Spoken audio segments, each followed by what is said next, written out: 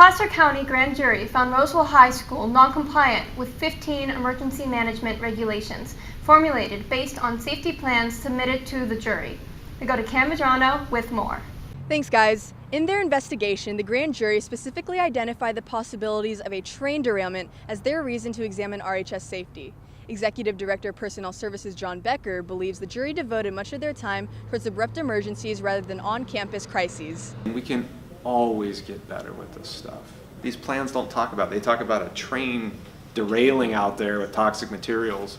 That's not the real safety work we're doing, but the grand jury report's kind of lost in that kind of stuff. According to RJUHSD Superintendent Denise Herman, some of the jury's suggestions may be financially prohibited.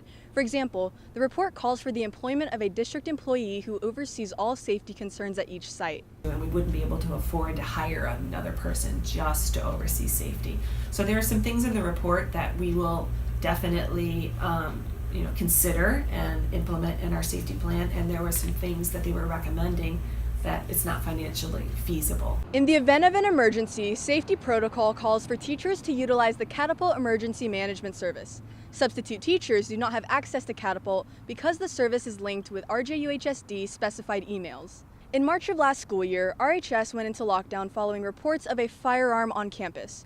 During this time, one Honors English 10 class was under the watch of a substitute teacher who had no official means of communication regarding the status of the lockdown. The substitute issue is something that definitely we learned and went through last year with the events it seemed like every campus had.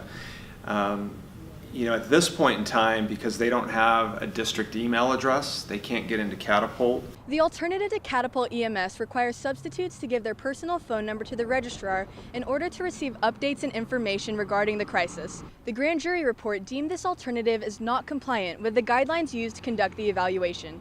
And as district officials continue to research ways to implement recommendations made by the jury, Becker believes RHS's 106-year-old campus finds itself in a unique situation, and findings such as the grand jury report will help guide district concerns. There's never an end goal with safety.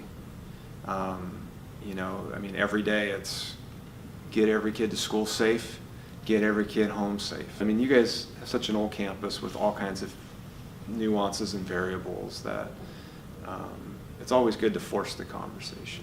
For more on the story, check out last Monday's print edition of Eye of the Tiger.